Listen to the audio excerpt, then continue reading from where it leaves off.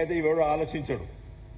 ప్రజల కోసం, ప్రజల సంక్షేమ కోసం, అభివృద్ధి కోసం ఆరాటే పడేటువంటి పార్టీ మన గులాబీ జెండా. కాబట్టి మనకు అవసరమని చెప్పి నేను చెప్తున్నా మిత్రులారా. ఇంకా ఎలక్షన్లకు వద్దాం. మన వాళ్ళే అన్నా ఈసారి మోడీ ఉన్నట్టు కదానే మోడీ గాడుపు ఉంటే ఉండని, సంజయ్ గాడుపు లేదు. నేను తిరుగుతున్నా. పోయినసారి ఆయన పట్ల ప్రేమ ఉండే. గంగుల కమలాకర్ గారి చేతిలో ఓడిపోయేసరికి అయ్యో ఓడిపోయిండు మామూలు గెలిపియాలని ఓ ఫీలింగ్ ఉండే. ఇదేమైనా ఎంపీ పదవిన రీహాబిలిటేషన్ సెంటరా అని అడగదలుచుకున్న పత్రికా విలేకరుల ద్వారా. ఇదేమైనా రీహాబిలిటేషన్ సెంటరా? ఎంపీ పదవి, ఎమ్మెల్యేగా ఓడిపోతే ఎంపీ పదవి రావడానికి నాకు పోటీ చేయదలుచుకుంటే నాకు మొన్న కేసీఆర్ గారు టికెట్ ఇవ్వకపోయినా ఎమ్మెల్యే టికెట్ చాలా మంది అడిగిండ్రు, చాలా దిక్కులు అడిగింది నన్ను వచ్చి ఎమ్మెల్యేగా పోటీ చేయమని చెప్పి. నేను తెలంగాణ ప్రజల కోసం, తెలంగాణ రాష్ట్రం కోసము తర్ఫీదైన పార్లమెంట్ లో మాట్లాడడానికి. కాబట్టి నేను ఢిల్లీలో ఉంటానని చెప్పి నేను పోటీ చేయలేదు. నేమన్నా కేసీఆర్ గారు అడిగితే నాకు ఎమ్మెల్యే టికెట్ ఇవ్వకపోదురా? 2-3 జిల్లాల నుంచి నన్ను అడిగారు రా అని. నేను పోలేదు. ఇప్పుడు బండి సంజయ్ గారు ఓడిపోతే ఎంపీ టికెట్ రీహాబిలిటేషన్ సెంటర్ అని అడగదలుచుకున్నాను. నేను ఇవాళ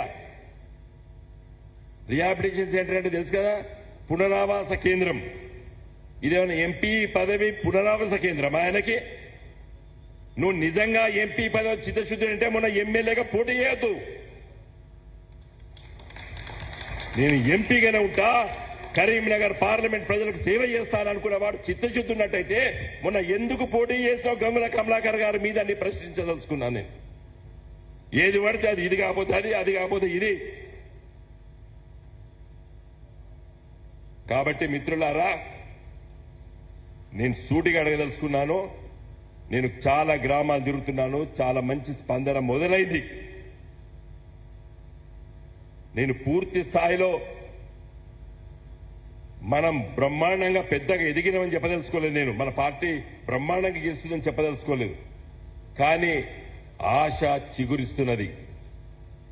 గ్రామీణ ప్రాంతాలని చాలా విస్తృతంగా తిరుగుతున్నా, మీరు పేపర్లలో చూస్తున్నారు. చాలా మంది ప్రజలే మన దగ్గరకు వస్తున్నారు. ఈసారి గెలవాలన్నా, నువ్వు ఉండాలన్నా, మన పార్టీ ఎంపీ కావాలన్నారు.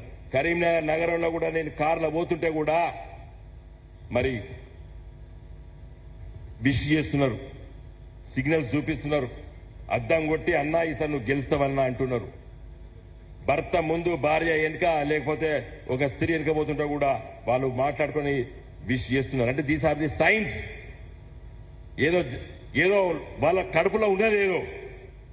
కాబట్టి దయచేసి మనం కష్టపడాలి, మనం తిరగాలి, చెయ్యాలి.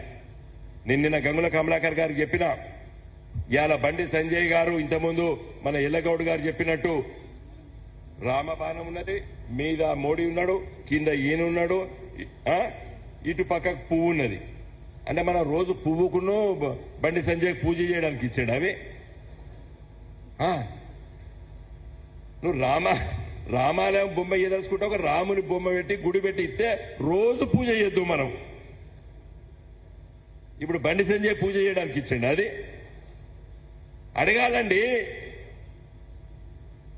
ఇఫ్ ఎట్ ఆల్ నీకు దైవ భక్తి ఉండి, రాముని మీద ప్రేమ ఉండి ఉంటే కేవలము రామాలయము, రాముని బొమ్మతో నువ్వు ఇస్తే నేను సంతోషించవాడిని.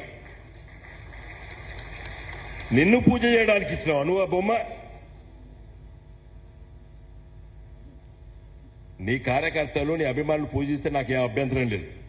కానీ సామాన్య ప్రజలకు ఎట్లా ఇచ్చినావని అడుగుతున్నా నేను.